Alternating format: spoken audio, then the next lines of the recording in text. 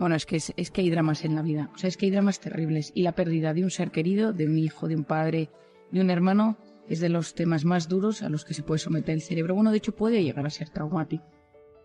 Entonces yo creo que es muy importante entender que la psiquiatría, y como yo la entiendo y como creo que nos tenemos que ir dirigiendo, es una rama de la medicina que entiende los procesos neurobiológicos que subyacen a los momentos de estrés, a los momentos de dolor, a los momentos de incertidumbre.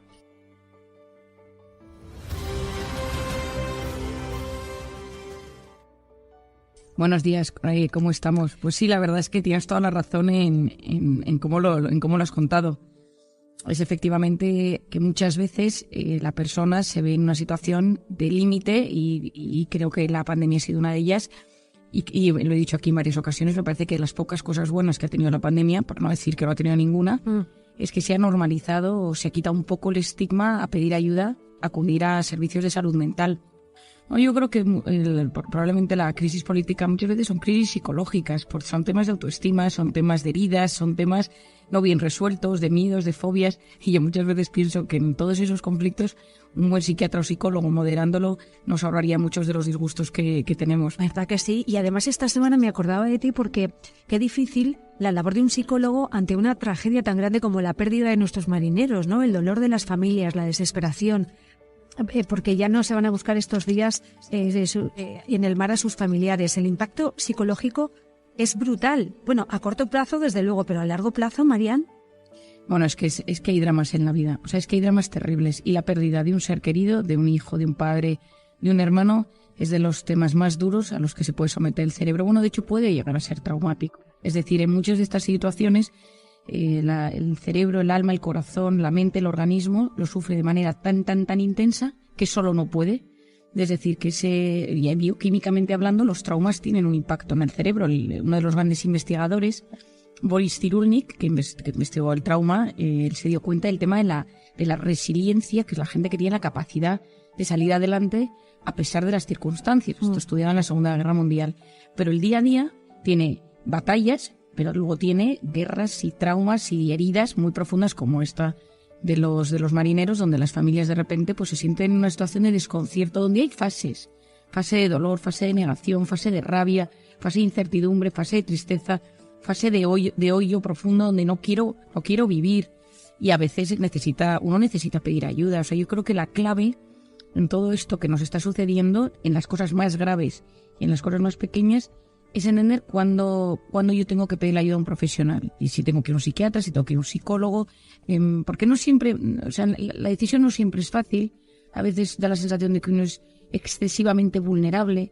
Yo solo tendría que poder, ¿no? O sea, es decir, es que yo vengo de familia de psiquiatras, ¿no? Y mi padre decía de su padre, que entonces todavía esto se hablaba menos, decía qué cosa más rara que mi padre sea un médico de los locos, ¿no?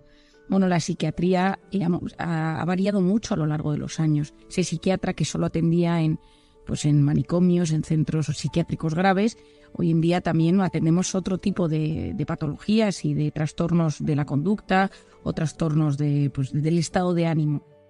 Y te voy a contar una anécdota, Rosa, de los oyentes que les va a hacer gracia, que es que cuando salió mi libro publicado en ruso, me escribió la editorial para decirme que querían cambiar, que me pedían licencia para cambiar, que yo fuera psiquiatra, poniendo que yo fuera psicólogo, porque en Rusia el psiquiatra no habla con los pacientes más allá para darles 2 pastillas, y que es esa psiquiatría antigua, malentendida, mal enfocada, y que entonces que si yo ponía que era psiquiatra la gente no me iba a leer, porque en Rusia tiene muy mala fama el psiquiatra, pero que a los psicólogos se les empieza a aceptar, ¿no? Entonces le dije, mira, no puedo poner una cosa que no soy.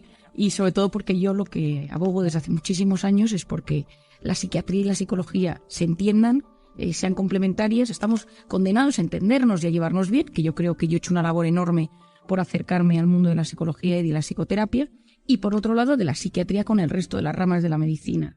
Es decir, si no, parece que el psiquiatra está como un poco en una isla, en tierra de nadie. No se lleva bien con los psicólogos, o a veces parece ser que hay unas tensiones absurdas.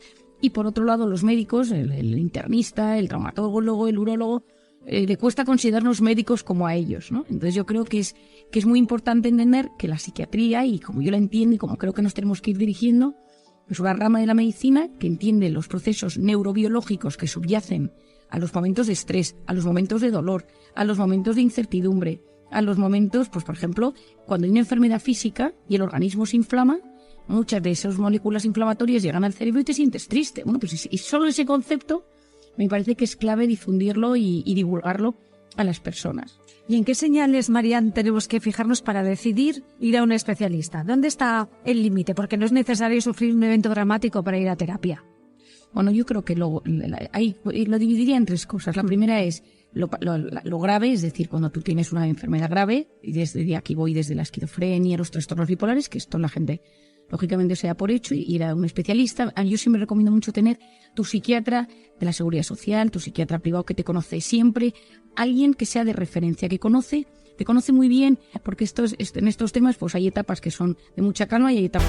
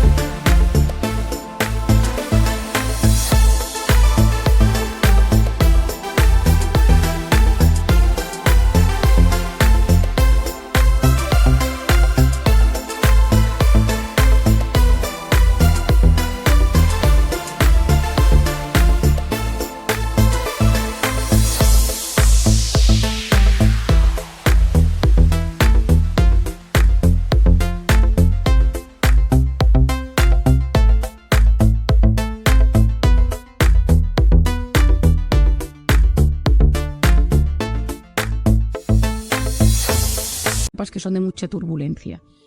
Luego, por ejemplo, cuadros como autismo, cuando hay algún niño con problemas del desarrollo, etcétera, tener pues ese ira porque tienes algo un poco más grave que distorsiona tu día a día.